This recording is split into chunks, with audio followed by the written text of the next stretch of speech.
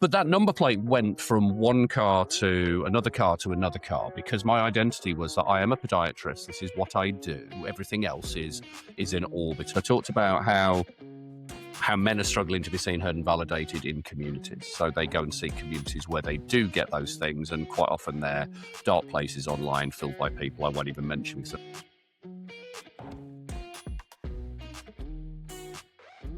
hello and welcome to Get a Shift On. I'm so excited this week to welcome Dave James. Dave, how are you? I'm good, mate. How are you? Very well, thank you. Very well. Thank you so much for joining me on a very warm morning already. Yeah, it's just looking at my temperature in here. It doesn't show it on my computer, but it was lucky this morning when I went out to the gym. It was 14 degrees and it was beautiful. Lovely. But I think it's going to get up to about 27. So we're probably early 20s already, which is doable. Yeah. But if it gets too much hotter than this, I officially melt.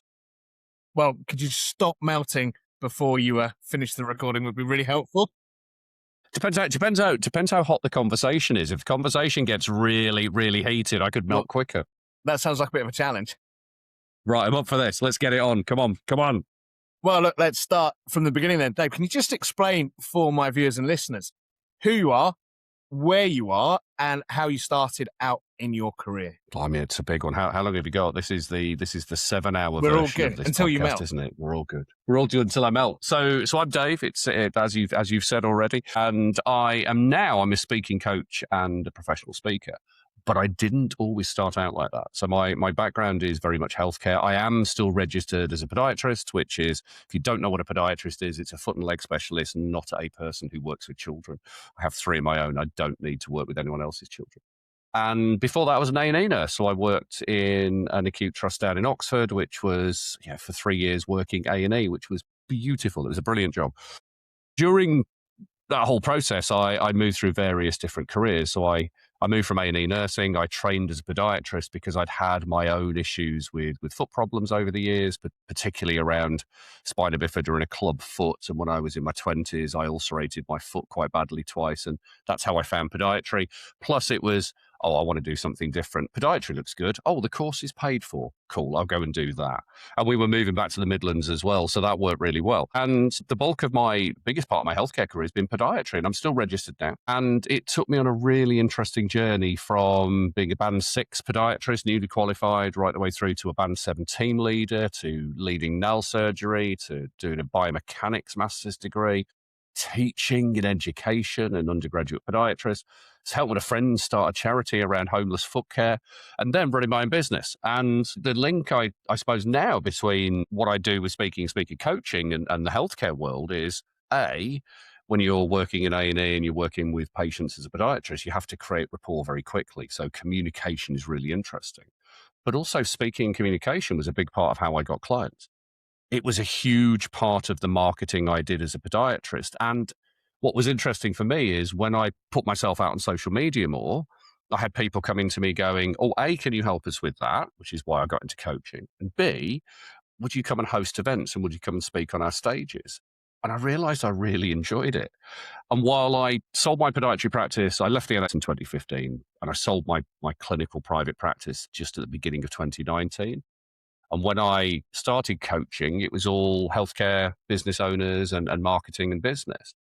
And then as I went through the inevitable shift into a bit more life coaching, because it's all about the individual, I also realized that I had this real love for the art of speaking. And I was getting very geeky on my own speaking so I could speak better, so I could get more clients. And I went, why am I getting geeky on this and not teaching this stuff to people? So about 2.5 years ago, I went, right, that's it. Speaker coaching. And it's been really useful because everything I've done throughout my entire career, right the way from working in A&E and dealing with people and getting rapport really quickly and helping them when they're in really kind of tough situations, to running my own business, having to communicate what I do, through to the work I do now. There's a thread which runs through the whole thing, and it's been an exciting 5 decades of life, and shows no sign of slowing down. But that's kind of how I ended up here now. That's interesting. And I'm glad it's not slowing down as well. I think it's just a lot of momentum still to go and, a lot still to give, I'm sure. So I think that's a really helpful, I'm glad it's not slowing down for you. No, I'm glad too. I'm only roughly, I think, 50% of my way through my life and I'm wondering what I'm going to do next. But to be fair, this I love the work I do now. When you have these things where you think I could see myself doing this, maybe on a reduced level until I decide just to leave this planet. And I love what I do. It's so much fun. And isn't that a nice situation to be in when you are so just happy with what you're doing? You're in a good place. You enjoy what you're doing. You're in control of your days. I just think it makes such a difference. 100%. And it's really interesting that if I think back over my career, I've enjoyed everything I've done. I absolutely love being an A&E nurse. I love being a podiatrist. I love running my own practice until I didn't. And there's always this bit you get to where it's like, this is brilliant, and then it's not. And so I would hate for anyone to think that what I do now I absolutely love, but that means I hated everything else which went before, because I didn't. Everything fed into it. But there are, we can do coachy terms on this and talk about seasons and all that kind of stuff. But for me, I know more about who I am now. I like variety. There's the neurodivergent perspective, which I don't need to tell anyone, everyone's probably worked it out already. But there's this point where for me, variety is really important, and I'm always seeking something. So everything I've done, I've loved. Absolutely loved it, and I've got great people I know from it. I've built businesses from it. I've had lots of fun. It's just that's what I used to do, and this is what I do now. For anyone that's sat there thinking, I've got itchy feet, no pun intended necessarily. I've got itchy feet. I want to do something else, but I'm just worried that I can't. I just keep flitting between things. Can you reassure them that it's okay to have those feelings, and it's okay to do something different from where you started? Absolutely. Now, if we're talking about true itchy feet and we're talking about an athlete's foot, then that's a very different conversation. And I would refer you to somebody who's still practicing, because I'm sure the creams and medications have changed. But it is interesting that the day we're recording this, I'm actually doing a keynote for the Professional Speaking Association tonight, which is a new keynote for me. And one of the things I talk about in there I talk about practices and experiences. And I very deliberately go out and do things like stand-up comedy. And I go out and do improv, and I've done clowning, not because I have any desire to be, have a Netflix special as a comedian, although that would be lovely. And my friend John, if I do get that, my friend John wants to come do the backstage photos. But I can take so much from that experience, which I can bring across into the work I do now. And I would say that if you're working in healthcare at the moment, and you're thinking, there's things I'd like to go and do, but I'm a little bit scared or worried that it's either going to take time and take away from what I'm doing, and it's not relevant. Everything is relevant. And even if we think about, you want to go and do crochet, you want to become a competitive crocheter, if it's such a thing, go and look at it, because when you are in a clinical situation, you're having a conversation with a patient, anything you can do to connect with that patient, anything you can do to create rapport, will mean that those patients will get better quicker. Now, I'm not going to cite any evidence for that. That's just my experience. But I would say when people feel seen, heard, and validated, and they feel connected with, and you get rapport with them, people have a much better healthcare experience.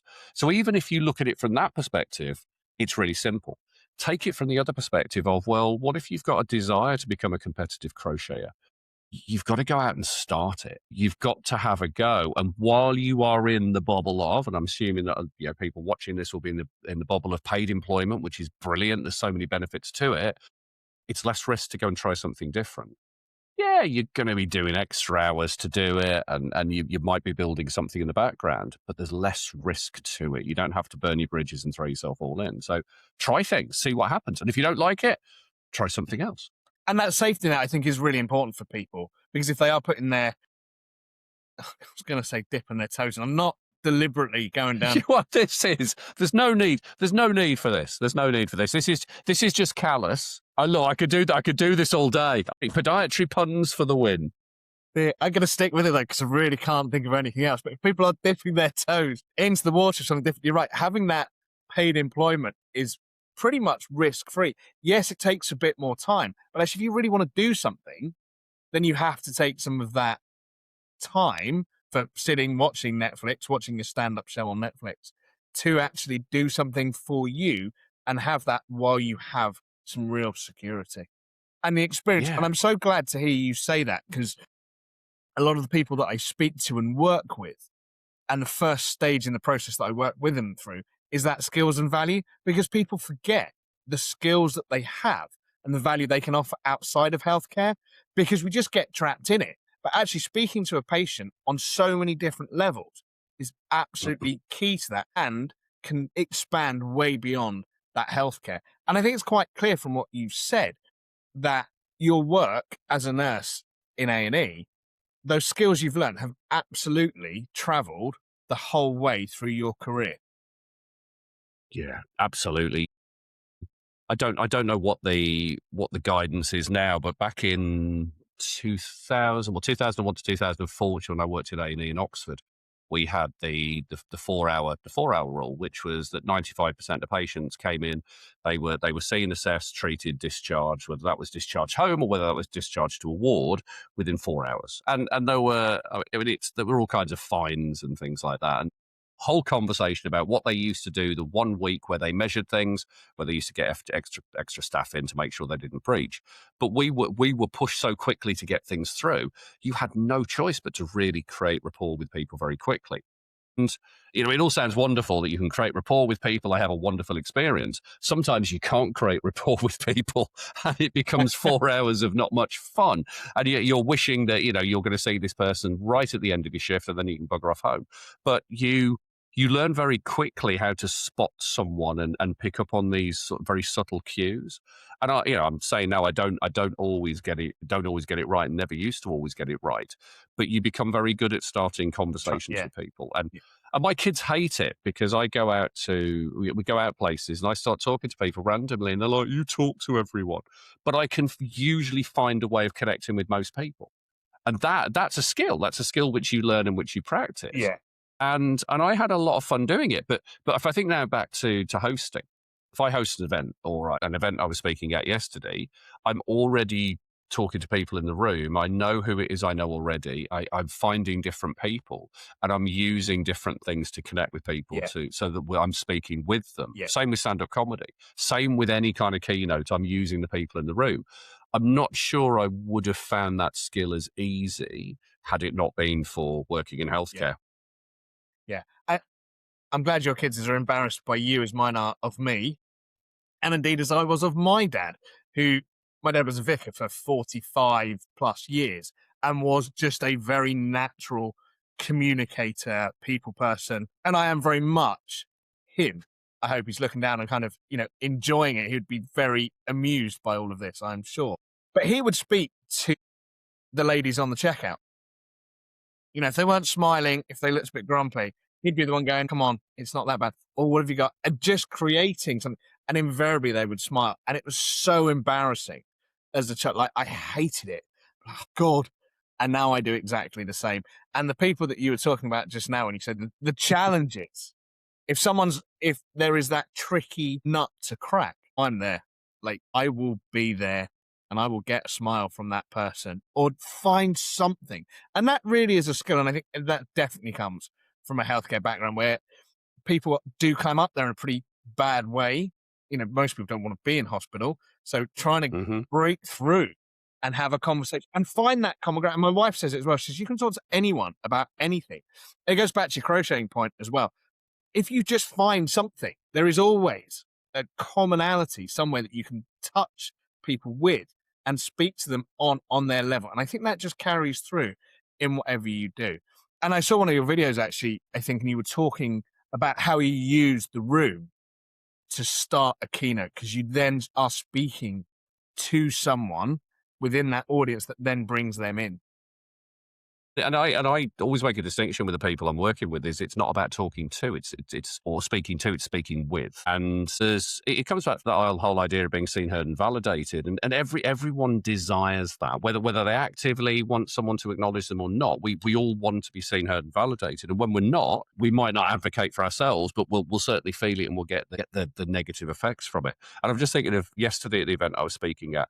The organisation who were hosting it for us were great. They gave us an amazing room with a big screen, like nine widescreen TVs to turn to the screen. I'm like, right, I'm going to use that for later on. But there was somebody on the desk who welcomed everyone in. Her name was Sonia, and she didn't get a mention. So when I had my quick 60 seconds earlier in the night, that's who I mentioned because she set the tone for the whole event. And sometimes it's about, maybe not even sometimes, maybe it's most of the time, it's about being able to identify those people who don't normally get seen and recognized and reminding them of the difference they make. And that for me is always the skill. And if you think about, working in hospital, if you ask people the question, who are the most important people in the hospital, people will say doctors or nurses because they're the two which come in. My argument is it's porters. Because if you upset a porter, stuff doesn't get done. And if porters suddenly decided they were going to have a day off, forget it. The hospital stops at that point. Same for the cleaners. Same for the people in the canteen. Same for admin. Yeah. But it's for me, having those conversations with people is maybe recognizing those people who don't normally get recognized and bringing them into the conversation. Yeah. And spot on with that, I think. Yeah. Porters, those in the canteen, if you ever want extra portions, you've got to sweet talk whoever's in the canteen because you're not getting anything otherwise. And that's absolutely that's key. And actually, as a radiographer, the porters are interesting as well because you're radiographer. You think about you've got to move people inpatient from wards, and one of the key things that porters do is they shift people who are deceased to Rose Cottage. You've got all of these. Rose Cottage is definitely a healthcare thing. But I always said when I was a student nurse and when I was a student podiatrist that what we should have done right at the beginning of our training was spend 2 weeks working with porters so we could truly understand the difference they make. Yeah. And talking as well. They're like the hairdresser of the NHS. They're the ones that, you're taking a patient from A to B, and that's probably the longest conversation they will have had all day, and gleaning that information and making them feel at ease between A&E and X-ray or X-ray in the ward. That's a real skill. And you're absolutely right. They are the unsung heroes. And I was only going to correct your point because you said the NHS is made of doctors and nurses plus the others. Don't forget the poor AHPs, which you should know about as a podiatrist. Well, exactly, but I mean, I wasn't saying me recognizing that. It is interesting, isn't it? We have medics, we have nurses, and then they always break it down into doctors, nurses, and professions allied to medicine, AHPs. And I can't remember the name of the person who is the lead AHP now for the UK. I can't think of a name, but it's really interesting how AHPs still have to really advocate for themselves, despite being probably, aside from nursing, and maybe even bigger than nursing. Yeah. They're a bigger part of the workforce, and they cover such a breadth of skills as well. But because, not nurses, it makes it really, really interesting. And I love, when I got into podiatry, what was really interesting is there was a lot of people came into podiatry either straight from A-levels. So that was what they'd always wanted to do, which I still think it's strange that you at school would want to go and work with feet. But anyway, or they had a previous career and moved into podiatry, or they went through something like a foot health practitioner route and moved into podiatry. You'd also get quite a few people who went the nursing route. So they go nursing and then into podiatry. And for me, it was useful because it gave me a very different view of what it was like to work in healthcare. I'd already had a career working at, a very short career in nursing relatively, but working at band 6 level in environments which were far tougher than working in a podiatry clinic. And you come into it and people don't recognize that. And it was very interesting. As a student, I had so many interesting conversations with people who thought that as a second year podiatry student that I didn't know anything, and they got educated quite quickly, which was interesting. And there was a whole conversation I had with somebody around communication skills, and they pulled me up in the second year and said, "I'd like to talk to you about your communication skills." And I said, "I'd love to talk about my communication skills, but before you do that, can I just tell you about my career in A&E? And what I used to do with it." They're there with their jaw on their chest. And I said, "So I'm happy to talk about my communication skills, but I don't think that's the issue. I said, my issue is my lack of knowledge around podiatry, which is your role to educate me on that. So should we talk about that?" And they just didn't know what to do. But I used to love that kind of stuff. I was quite cruel.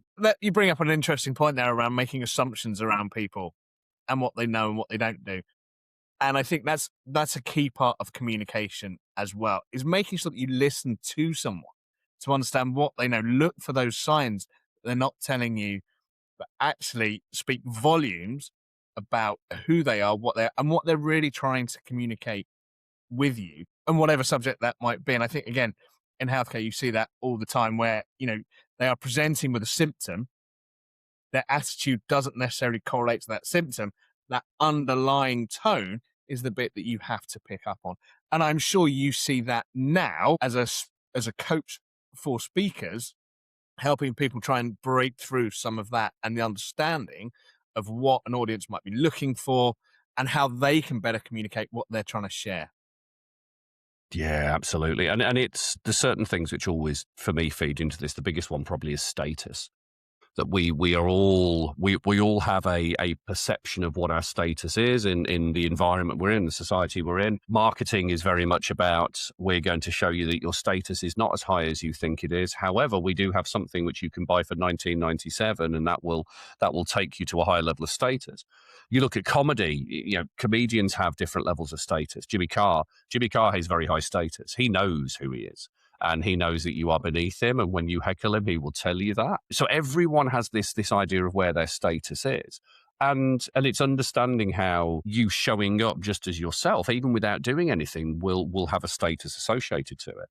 And I remember being a second year nursing student in, going back to the dark ages of the last century, 1999. Working on a vascular ward at Dudley Road Hospital in Birmingham, which I don't think is there anymore. I think it's now knocked down, which is really quite sad. And I was treating a young man who'd got Crohn's disease and was having various bits of surgery. I'm a second year student. I'm 6 foot plus. At that point, I still had long hair, and I'm with a nurse who's quite petite and female. And we walk in, and the patients start talking to me, because they assume that as the man, I am the doctor, or I am the person who's in charge. And I just said to them, I said, I don't know why you're talking to me about that. You need to talk to the person who's my boss. And so you've got this assumed status which comes with it. And it's understanding where that status might appear without you knowing about it, and then redressing it, or using it to your advantage, which I'm sure I have done in the past. But when it comes to speaking, there's a change in status, because you are the one standing there with a microphone. You're the one in front of the room. There's somebody, you're assumed that you have a greater level of knowledge than everyone else. And it is your responsibility to use that status in a way which keeps everyone safe. I see too many people who use that status to increase their status and lower that of others. And maybe there's a healthcare thing in me, there's a moral and ethic thing in that, or maybe it's just trying to be a decent human being. You have to understand where that status fits, and that's only one part of it. We move into language, and move into the way we do presentations, and the way we use our body and language and hands to support all of those things, and the way we interact with people. There's so many things to it. Yeah, it fascinates me, actually. And I think that's why I'm so keen and enjoy doing this, because I love speaking to people, understanding about communication, and just meeting more and more people. I want to go back to the status bit, though, because I think that's very interesting, because I think that leads very nicely into identity as well. And obviously healthcare professionals struggle when they leave healthcare with that identity, because you are very much a doctor, a nurse, a radiographer, podiatrist. Let's not miss anyone out. AHPs is like a list of about 15, I believe. God, yeah. And what, 14 of them are registered with the Health and Care Professions Council, maybe 15. ODPs are AHPs, apparently. Which are ODPs. I'm doing some work, actually, with ODPs later on this year, which I'm really looking forward to. Yeah. They are AHPs. I did not know that. Anyway, I digress. That identity that people have within healthcare, I think, is something that they feel and grieve for when they leave, because you are not recognised. If you go and become an entrepreneur, start your own business, you lose some of that level, because when people ask you what you do, and you say, "Oh, I'm a nurse, I'm a doctor," whatever, people know what you do, and will often, I'm sure, people get their feet out for you and say, "Oh, well, look, would you just look at my, my bunion?" But it's when you lose that, it's very, very tricky. How did you feel when you finally left? I realise you're still registered, which is an interesting link still and an anchor point to it. But how did you feel when you moved over and became a coach instead of a healthcare professional?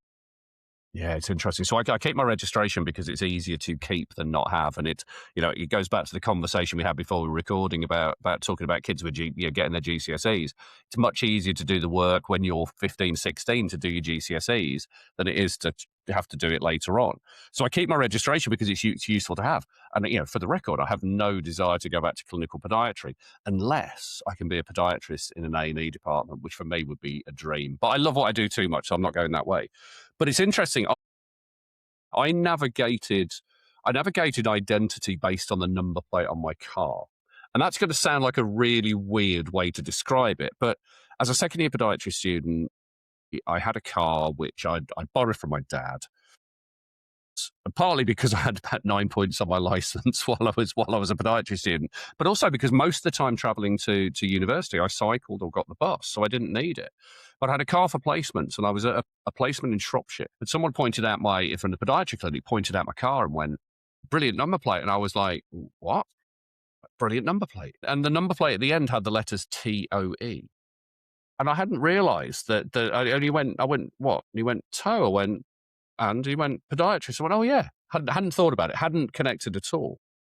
But that number plate went from one car to another car to another car, because my identity was that I am a podiatrist. This is what I do. Everything else is in orbit around it, who I am and my family life and hobbies and things like that. And I remember very clearly swapping cars and having just this moment where I threw my dollies out of the pram and I went, "Bugger this.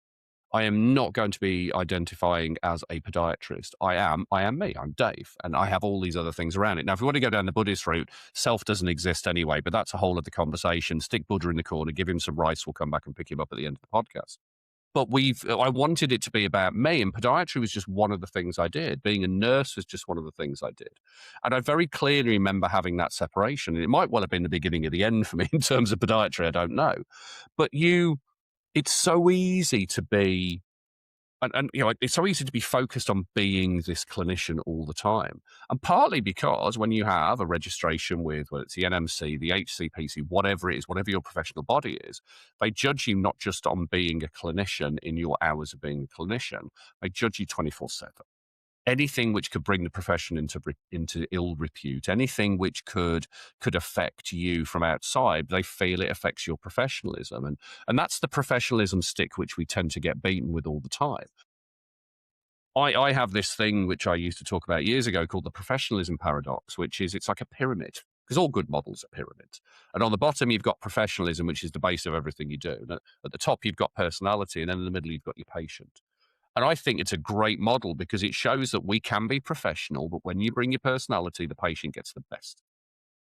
What the professional bodies want you to do is flip it upside down and put professionalism first. And I did it as a demonstration once where I got somebody to mimic this giant pyramid. And I said, "What's it like to hold a pyramid up when it's on its end?" And they got tired. And I said, "Well, there's two things you do. You either bury your personality in service of professionalism, or you put the thing down and you walk off and leave the profession," which is essentially what I do. But this whole idea of having that identity is quite hard, and it's easy when we have an identity, we can be connected with people. I can walk into a room and talk to other podiatrists. If I've got a master's degree, people know that I've got a status and an identity around it. If I'm a speaker and all of these things feed into making life easier. And when I went from the NHS, where you don't have to worry about marketing for your patients because they show up. You've got a clinic list. You treat your patients, that's off you go. You send them off to the office, you get them booked back in, or do it yourself. When you're in your own private podiatry practice, you've got to market yourself. So suddenly that identity of a podiatrist shrinks and shrinks and shrinks, because now you are a business owner, and now you're a marketeer, and now you are an accountant. There's all of these things you have to do instead. So it shifts and it becomes really hard. I still remember when I set up my private practice, I was like, I'm a podiatrist with a first-class honours degree in podiatry. I'm working towards a master's degree, which means I'm legitimately clever. Everyone should know what I do, how I can help them. They should roll into my clinic and just, dollar bills, dollar bills. It was like crickets, because no one knew what I did. And so I had to find a different way of explaining it, and realizing that actually no one cared about me as a podiatrist. What they cared about was me and how I could help them. And it just happened podiatry was that vehicle to do it. And that is that switch, I think, between putting the pyramid base first or point first. I think that's that shift there. And as you were talking, I was thinking, nobody cares. Nobody cares. For a long time, I was 5% off at first for my degree. I'll always remember it because it bugged me for a very long time. And I thought, oh, God, what a disaster. I was 5% off at first. I'm clearly not as clever as I thought I was. This is going to affect my whole career. How am I ever going to progress? How am I going to get my master's, my PhD? What am I going to do with my life? And now I'm like, I don't really care because nobody actually cares. And no one has ever asked me what my degree was, not outside of an academic institution when I applied for a master's at some point. But beyond that, nobody is. And certainly my clients, they don't care. They want to know that an outcome that I can give them is true and real and my experience is authentic, not that I, got the first class degree because I was a great radiographer. That's not how it works. And I think that the NHS builds a rod for its own back with that by turning that pyramid on its end, as it were, and saying, actually, you've got to be professional all the time because it just limits people. And that's when people can't break out of it. And that is where that angst comes from. And people are like, I'm done. And do you know what? The majority of people that I've spoken to over the last year or so all say they love the job. It's not about, when they leave, it's not about the job. It's about the system they're working in and the inability to function beyond that. And it's their skills that they really, really struggle with. And I know we've kind of touched on this, but what do you think is the greatest skill that you had from healthcare that you didn't realize you had until you left? It's really interesting. So hold that question because I want to come back to that because there's something which was popping around in my head a moment ago with the whole kind of qualification stuff, which is really interesting. I used to have all my certificates from everything I did. It was on my wall in my clinic, and when the patients raised up on the couch, that's what they saw. And I called it my wall of academic wankery. Because basically I was the only person who ever got off on that wall. And I have to say it was when patients went in the clinic. But it was this thing which for me was really important. And I thought it was important for the patients, and it wasn't.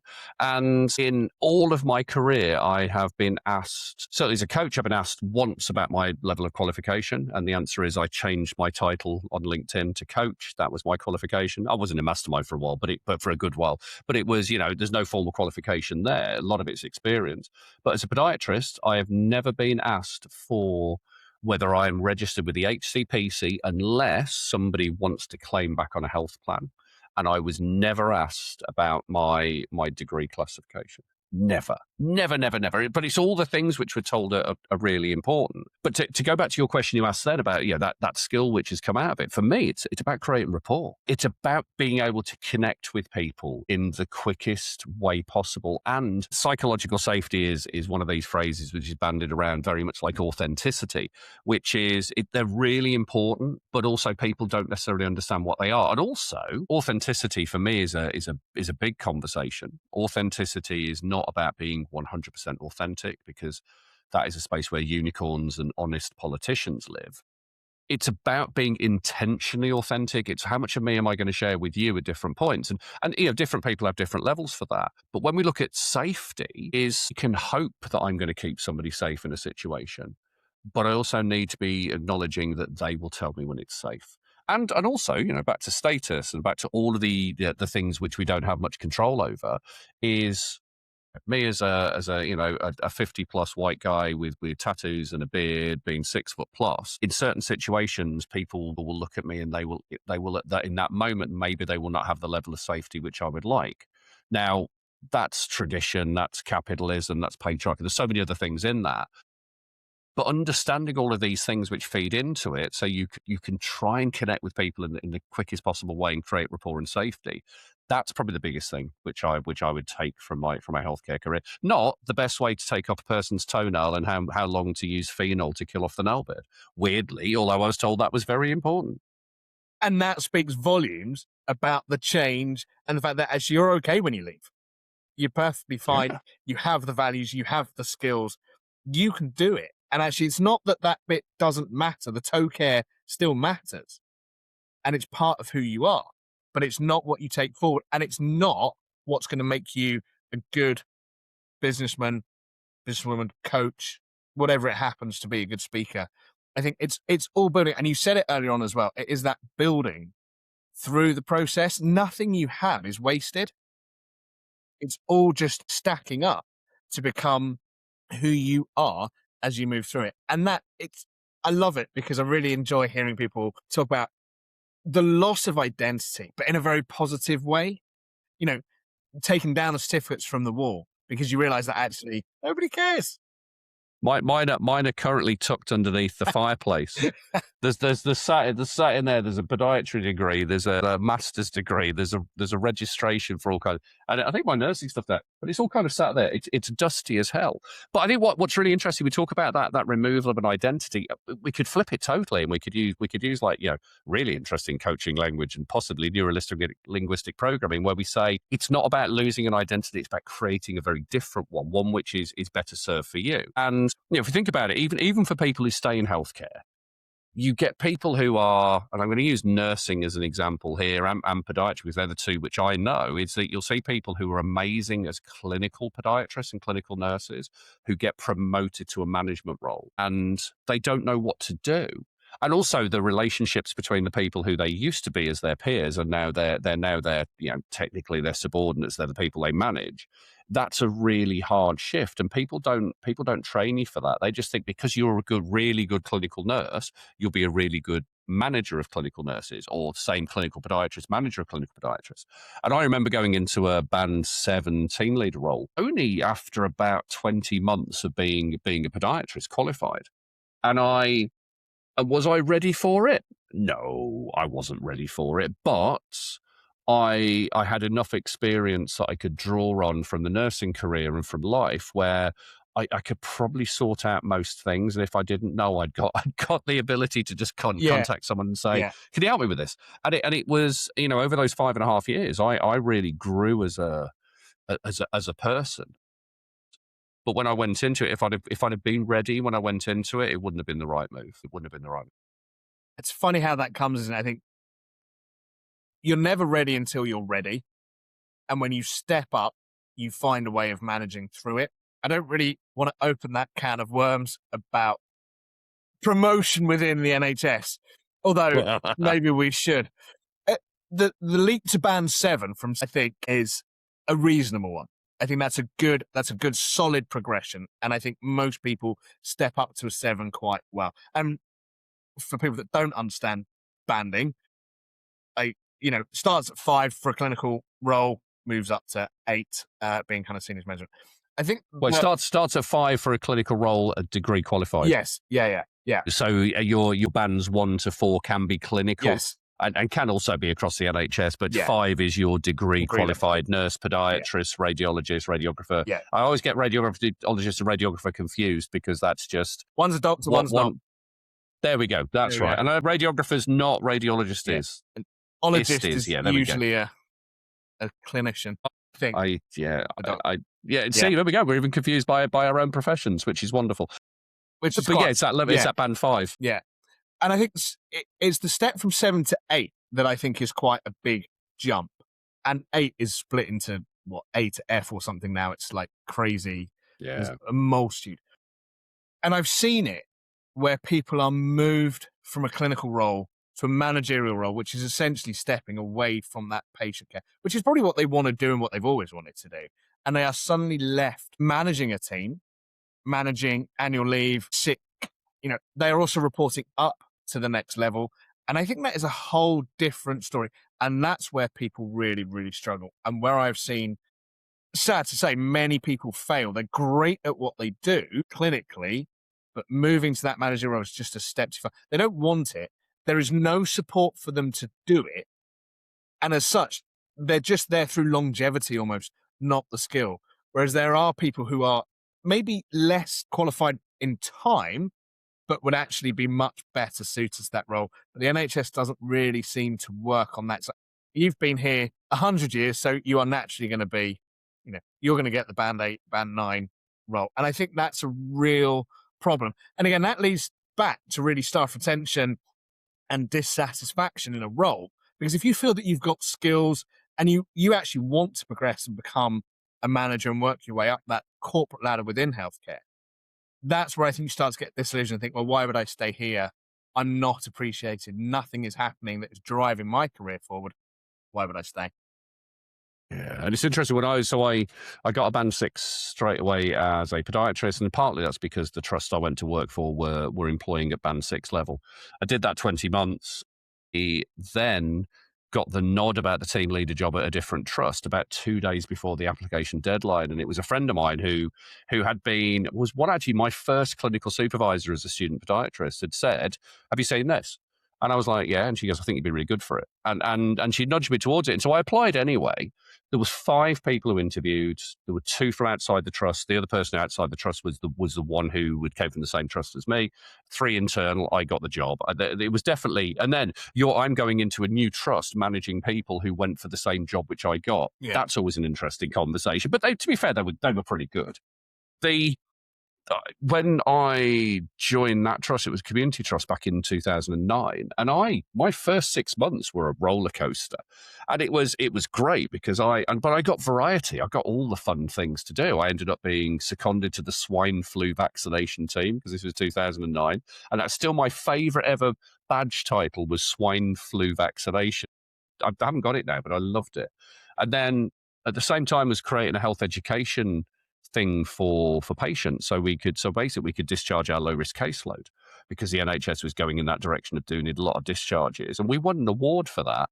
And at the end of the year, I got to speak on a stage in front of 300 people in the trust and got questioned by the then chief exec. So it was a bit of a roller coaster ride, but I loved it. It was great, and I got beaten by a doctor as well, which was really interesting. Sorry, I got beaten by a doctor to first place in the competition or in an award. That's what it was. And I found it really interesting. But then we had a very clear role, which was 50% clinical, 50% managerial. And they allowed us to do so many courses. I did a leadership module in management. I did a healthcare education module at master's level. I did so many things, which were brilliant. And one point, and this is where I find it really interesting, it was a very different life. I was on the management and leadership pathway for the NHS. And it's only because I left in 2015, I just went, no, I've had enough of this, I'm going. But I would have gone down that pathway to do it. And I think there are so many people who would be up for that. And if you can find that real kind of intersection between clinical expertise and the leadership skill, and you can nurture both of them, it becomes this amazing thing. Yeah. But most people, they don't do that. And it's hard as well. I mean, I think about the parallels in terms of politics, that we need to have people who understand the people in order to lead the people, but we also need to have people who understand the system of government and politics. Now, if we go too far in one direction or too far in the other, it all falls apart. Look around at the moment in the news and decide where we are with that one. I don't know what you mean. No, exactly. Let's not get political. But it's the same with that NHS promotion is if you want to move up that ladder, then go do it. Most of the people I remember, particularly in podiatry and in nursing to some degree, wanted to progress to a higher grade, but they wanted to keep it clinical. So nurse practitioner, a specialist podiatrist practitioner. I have a good mate of mine who's a Band-Aid doing purely clinical because he doesn't want to manage people. He did it for a while and he found he absolutely hated it. But it's finding that role which suits your personality, and also within the NHS realizing that you are trying to change a system which you cannot change. That the system is going, that ship is sailing in a direction. There are icebergs. I don't know what might happen if they connect, and I don't know how long it'll be, but they will, and it won't be long. There is a whole nother season of podcasts, I think, around that. Oh yes. And I had a very interesting conversation with the director of partnerships this past week about that, and we both kind of agreed that really just need a big red emergency stop button. But the reality is that's never going to happen because you can't just stop everyone from being sick or poorly or just start again. It just doesn't. Yeah, but we'll see where we end up. I have my own ideas, but that's for another. For another conversation. It's the organizational equivalent of deciding you're going to fit some new components to your computer and a new monitor and speakers on your desk, and then just literally plugging it all in. And when you have to come to sort out the cabling, you just look at it and you just go, no. Yeah. And everything is so intertwined, and we talked about status before. We've got status, we've got qualification, we've got the finances in it, we've got the social policy, we've got healthcare policy. Yeah. Then probably for me the biggest thing which feeds through it is goodwill. The NHS is entirely held together. The glue of the NHS is goodwill, and I've seen it happen where where people haven't recognized the goodwill from a management perspective, and they've turned around and they've pushed it. Yeah. Goodwill gets taken out, everything starts to fall apart, and they can't understand why. And it's a forced loyalty Yeah, because there is that goodwill, but it does only go. People in healthcare are generally a caring bunch. We're generally a nice bunch of people who want to say yes. We are yes people. We're caring. So yes, that goodwill goes on until it doesn't, because something happens. And it's actually shattering. And I have that conversation with a lot of my clients and the people that I speak to, where they've got to the point, and like I said earlier, they love the job, but it's the system that breaks them. And something happens, and they're just like, I'm done. I cannot cope anymore. I certainly can't do this for another 5 to 10 years, because that goodwill just runs out. They don't want to be doing it in an environment that just doesn't work. And that feels miserable. And that's the hard bit for people to get over, because this is all they've ever done. They've not had experience elsewhere. They want to do something, they want to help, but actually they're not being allowed to. And it goes back actually to what you were just saying about being supported. When you are supported through something, it makes such a difference to you, to a team, to the environment. And it gives people that. And I'm so pleased to hear that you were clearly supported. You had that extra education opportunities, which is huge. And it makes such a difference to people. Yeah. When you But those education opportunities disappeared very quickly when the organizational structure changed. And we went from a community trust to 2013. They changed the whole commissioners and providers stuff again, and we ended up getting connected to the local acute trust. And we had an opportunity, I think, to be connected with the local social care trust, which would have been a far nicer place. But the acute trust went, you have money.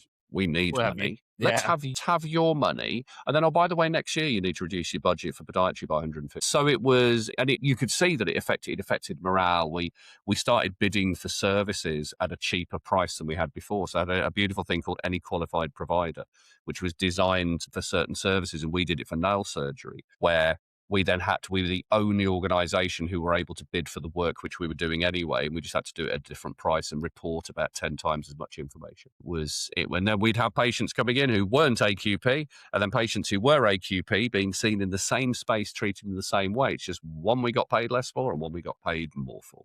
It was bonkers. How did you take that experience and move forward with it when you started your own practice?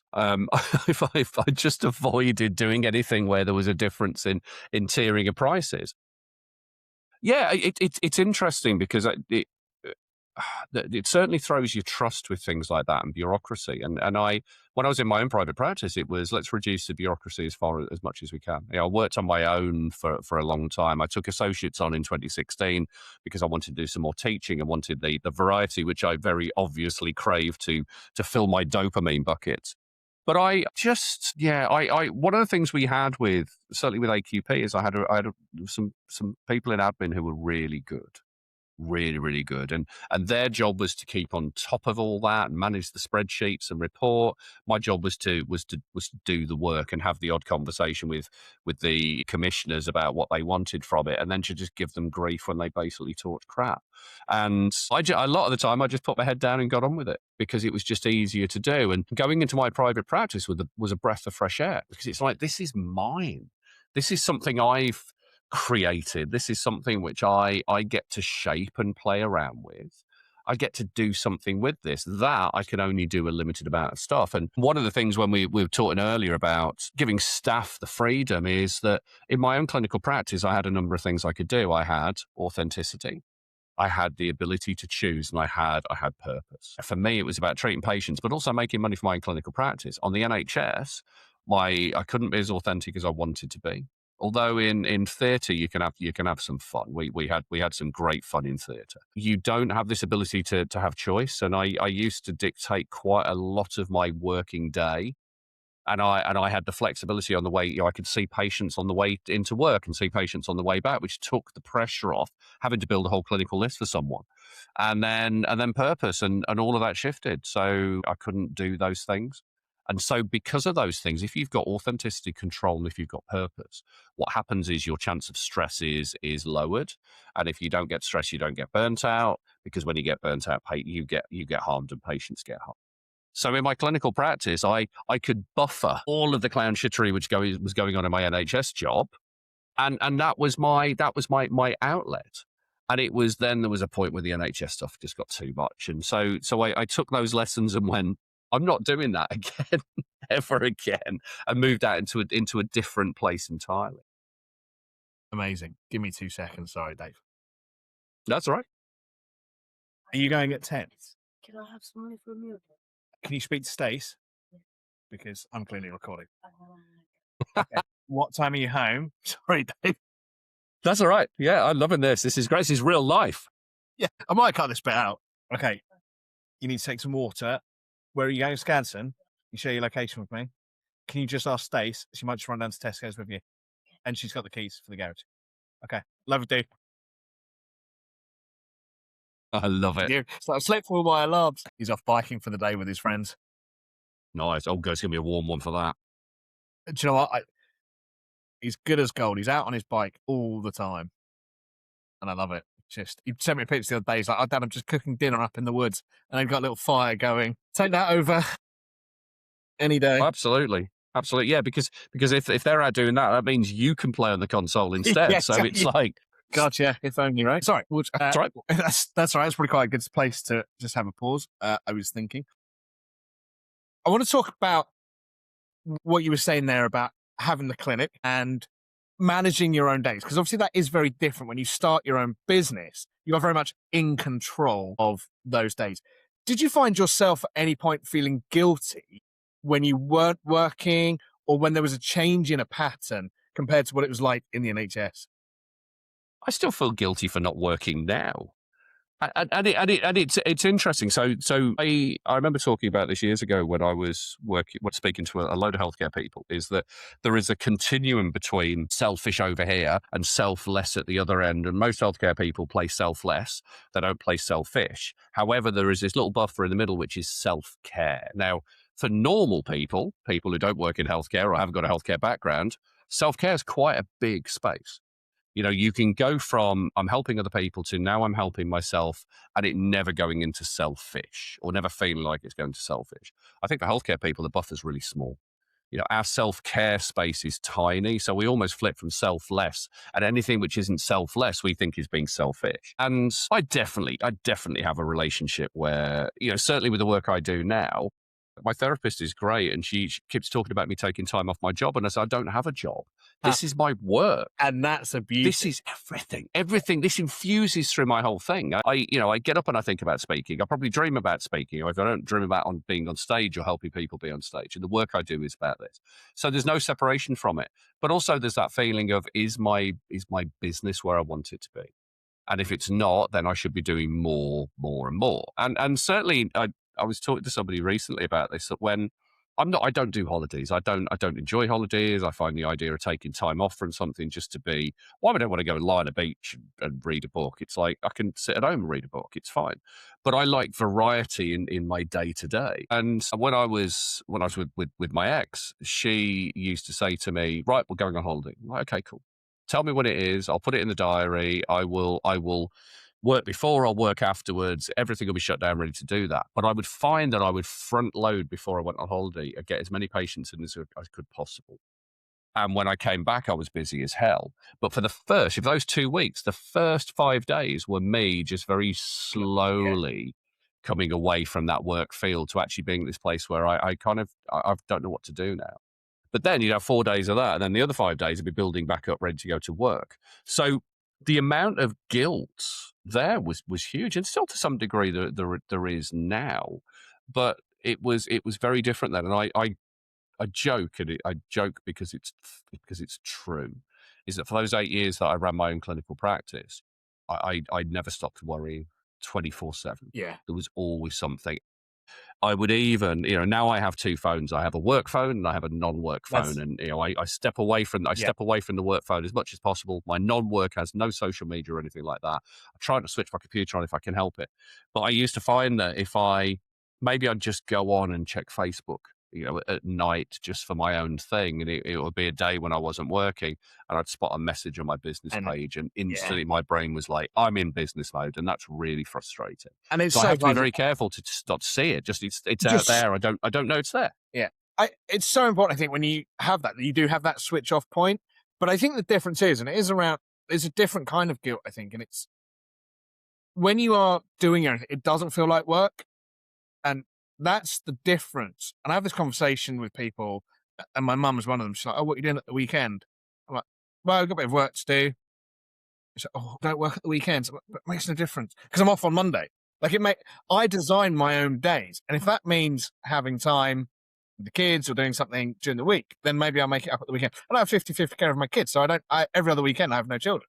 So why would I not work and then do something different on the weekday with my life? And I think it's just getting that balance and understanding what that looks like, and escaping, I guess, the traditional 9 to 5 is part of that, and understanding what comes next. I'm really sorry. Yeah. I'm going to have to just That's all right. my son again. Has she already left? Bugger. Dave, yeah, right, mate. I hope not. Are there keys in the door? You could send me some money. I will send you the money now. Can you just find keys? Sorry, Dave. That's all right, mate. The ones without the car key on. Yeah. Okay. You can get in the garage and get your bike. Okay. Do you want to go and do that now? And I'll just send you some money. Puppies to go with me because I can't lift it. Yeah, just go and ask one of the girls to go with you, and just tell them not to make a fuss because I'm still recording. I won't be long, and I'll send you some money. I'll see you on Sunday. Okay. Thank you. No worries. Over to you. It's not a problem. Best laid plans. This is real life, isn't it? I know, right? Absolutely. Right, let me just... You'll be able to do this if you're in clinic.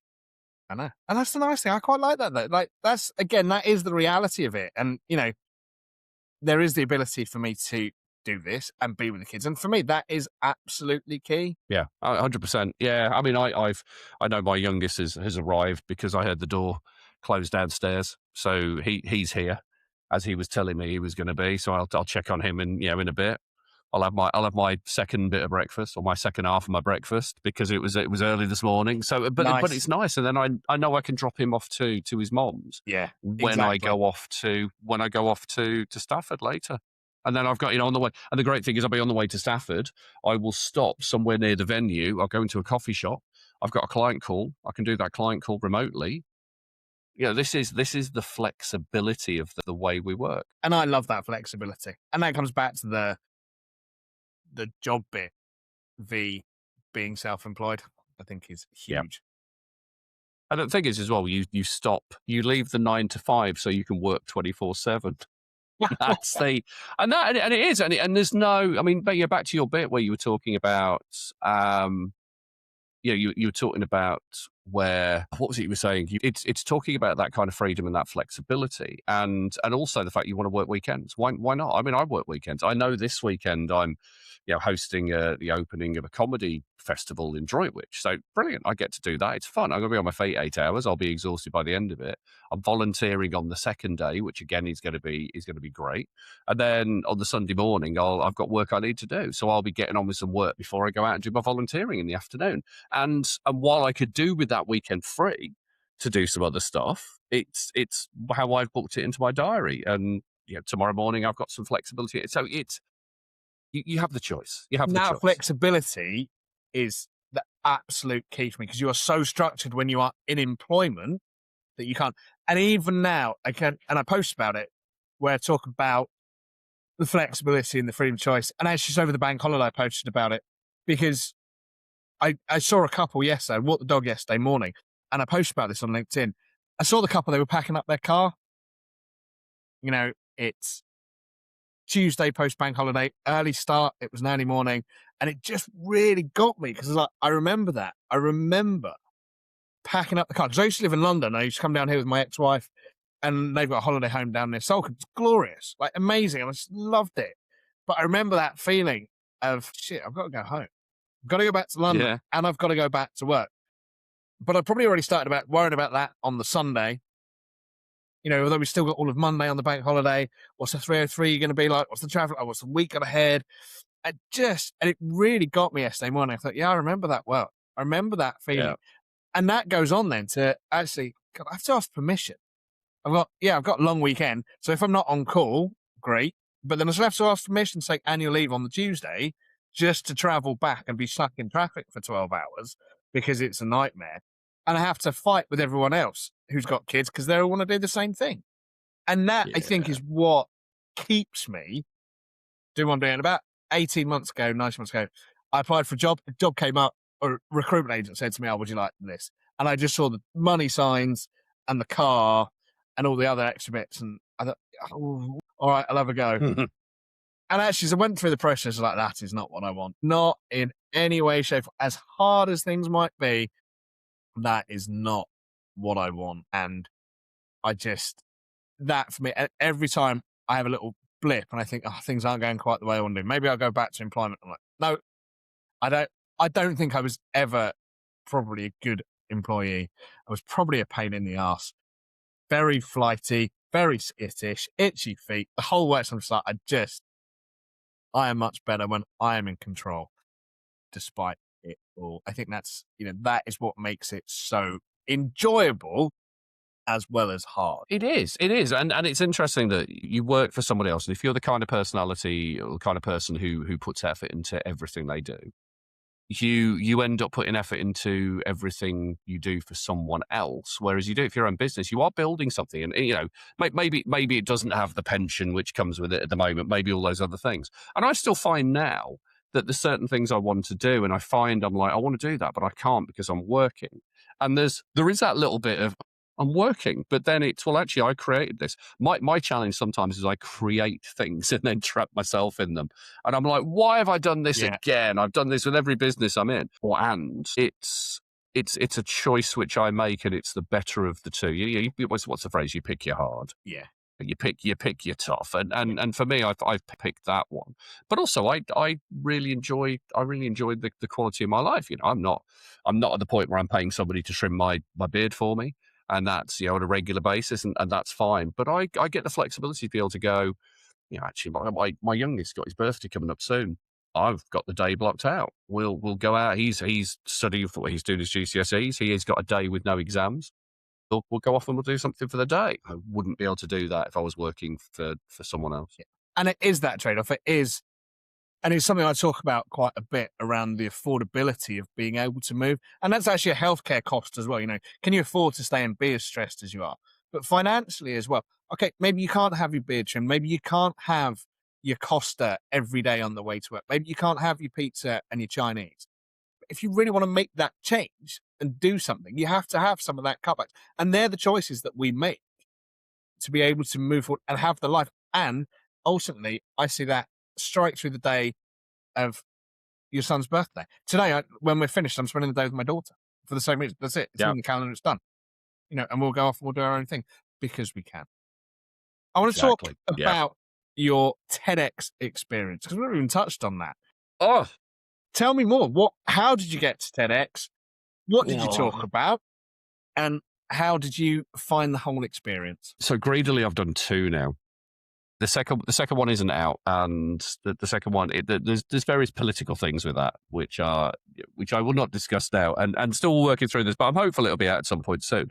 But the first one I did was in Tamworth back in March of 2025, and I'd never really had a desire to do a TEDx until I went along to watch a couple of people I know do a TEDx, and I remember watching it and going, "This is really interesting." I was still early on in not in my professional speaking journey, I suppose, but in my intention of how am I going to improve my speaking. And it was about a year before I really went down the route of going, I'm going to do some speaking coaching. And I saw this and I thought, this is really cool. And then I went to another one, really liked the environment, really liked the buzz. And I watched some people on stage and I thought, all right, I can do that.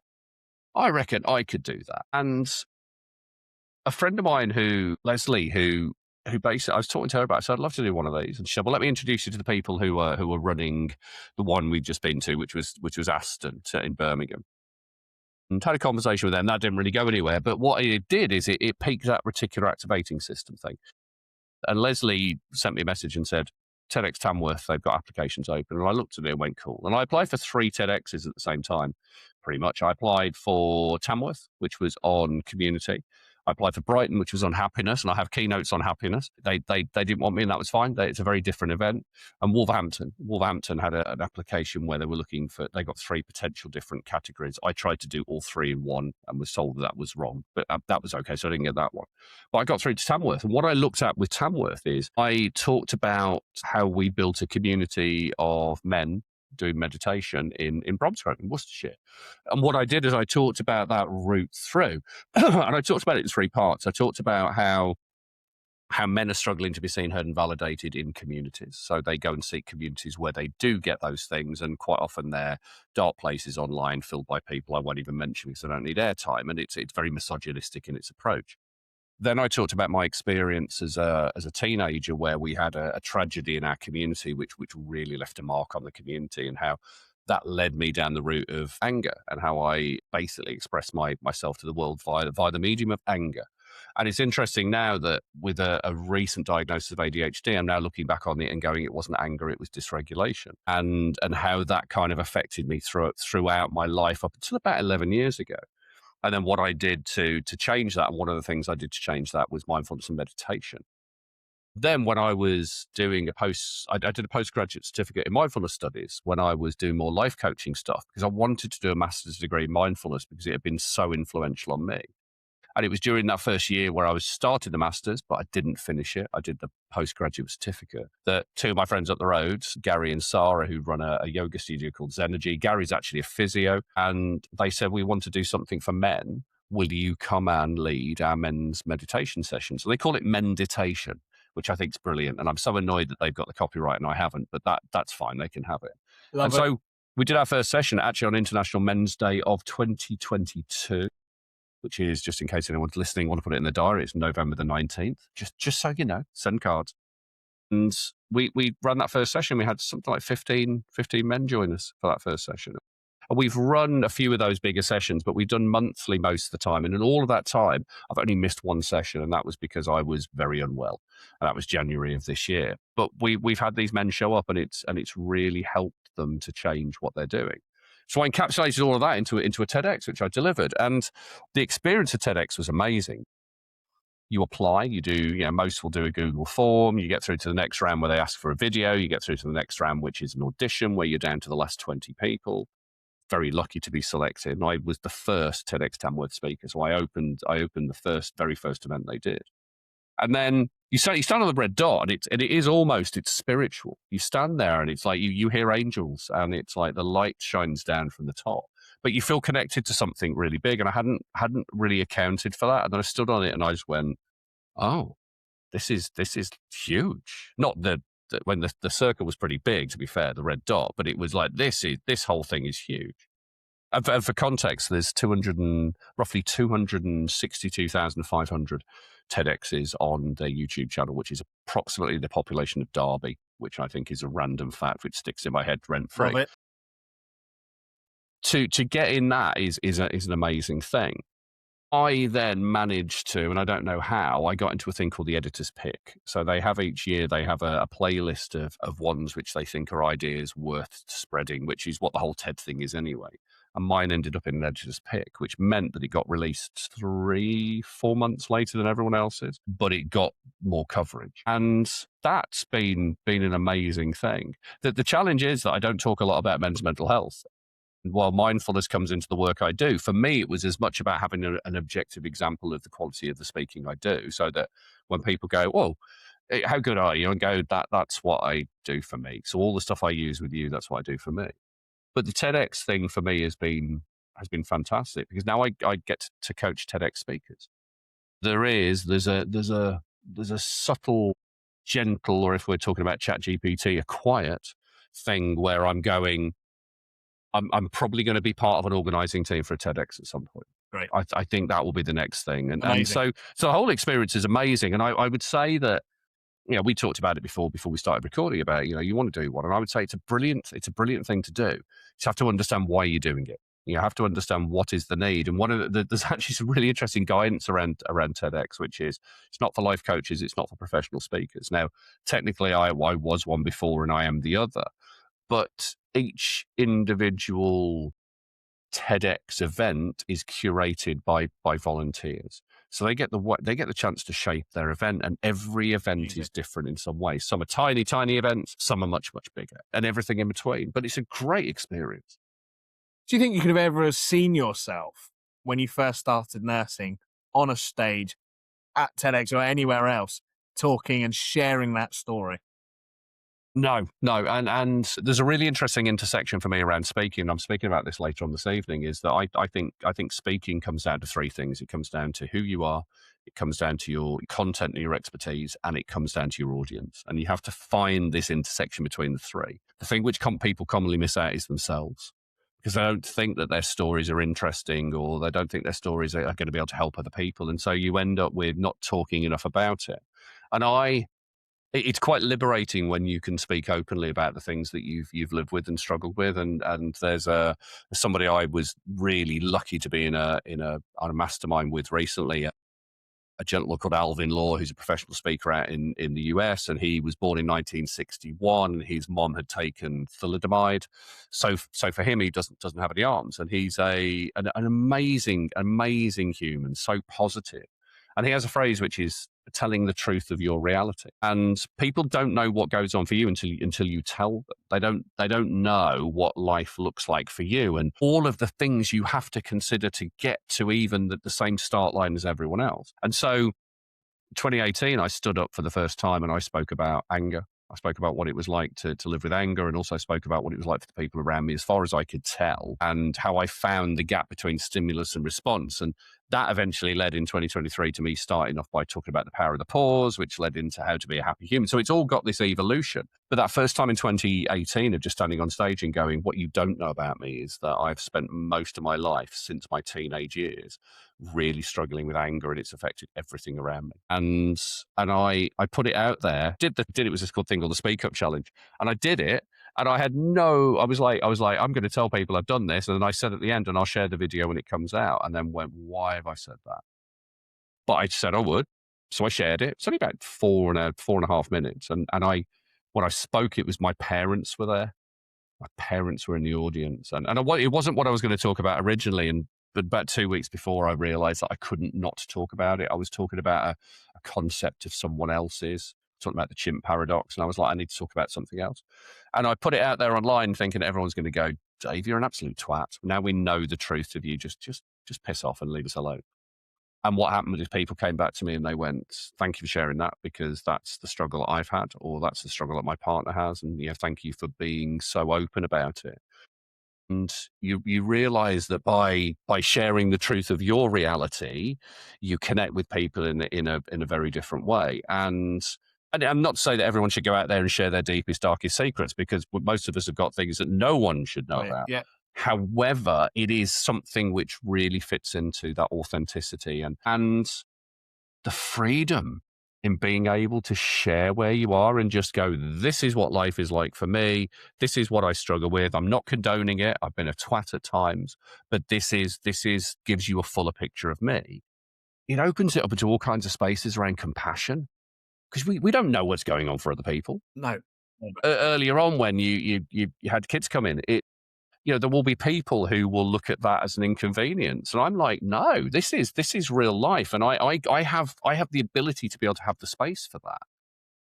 And that's where all this stuff comes into it, because as soon as you start to realize that people have got stuff going on in their worlds which either you don't know about, or you didn't know before, or it's something which actually you can help them by just acknowledging it and giving them space, or maybe doing more, it becomes so much more powerful. I mean, that for me is part of the route to well-being and great mental health in itself. I agree. And it's been huge.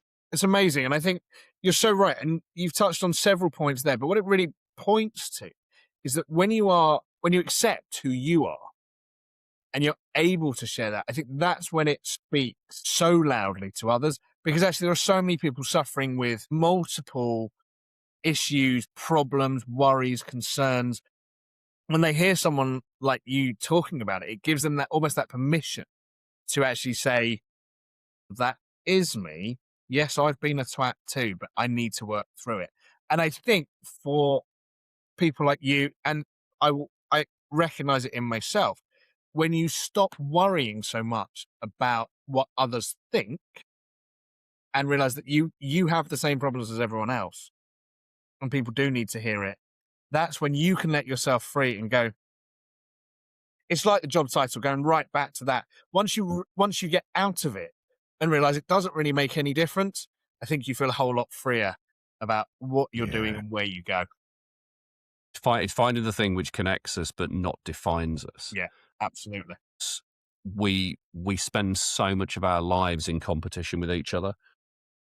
I think about the work I do, and think about it as a podiatrist. You're always looking at other podiatrists. I look at other speaker coaches, and you go, "Well, they're doing better than me, obviously, because they have this, this, and this." And you realise that actually, what you see is not necessarily the reality. Yeah. And actually, that comparison to other people's not great. But we are very much conditioned to be individuals in silos in competition instead of being, well, how can we collaborate, work together? That's where it becomes a very different game. And I think the number of people that are genuine about themselves is actually quite limited. I don't think there's that many people who are willing to just put down all the barriers and say, this is me, like it or loathe it. This is me. This is who I am. This is what I struggle with. Take it or leave it. It's taken me a long, long time to get anywhere close to that.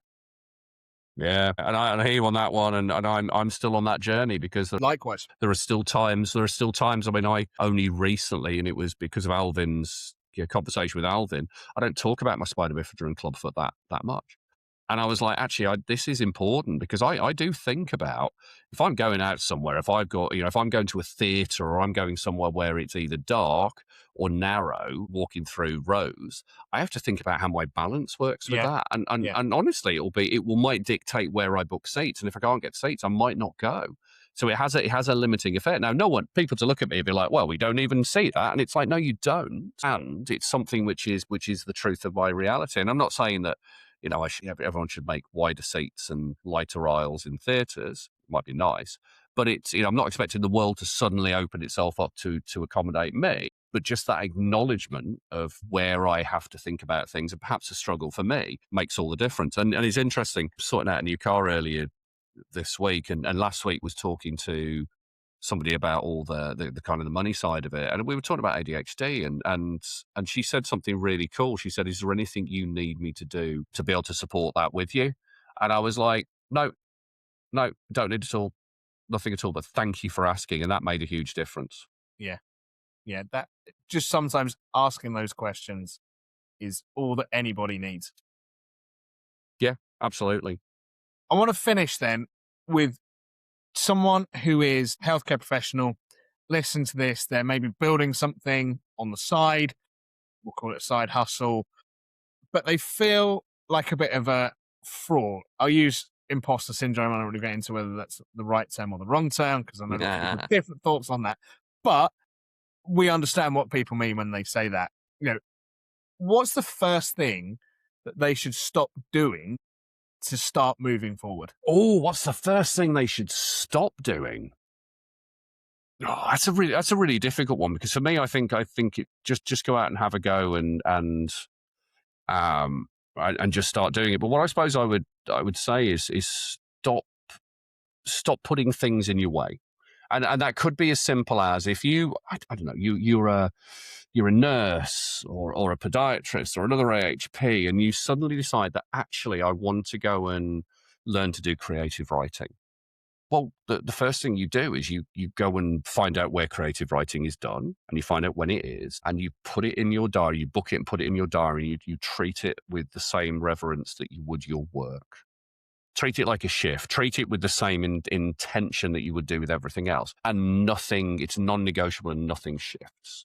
So I would say if you're going to stop doing things, it's stop making your own personal wishes and desires negotiable. It's very good advice. I think it's so easy to do, to put those obstacles in our way, because it's much easier to just stick to what we know. Yeah, absolutely. Yeah. Dave, it's been an absolute pleasure to speak to you again. I know we had a long chat before, but it's brilliant. I really enjoy hearing your story, seeing your energy around it. And I'd love, look forward to coming to see you speak in person at some point as well. I think that'd be really great. That'd be a delight. And you're going to be sorting your TEDx out as well. And I'm looking forward to that journey as well. Application in, and we'll see where that ends up. Yes. It's going to be brilliant, mate. No, looking forward to it. Thank you so much for this. Amazing, Dave. Thank you so much. And I'll put a load of links, and including to your TEDx and the future one that's not released yet when it comes out, in the episode description. Thank you ever so much, Nice mate. one. Really Thanks, mate. appreciate it. Have a good day. Cheers, mate. Thank-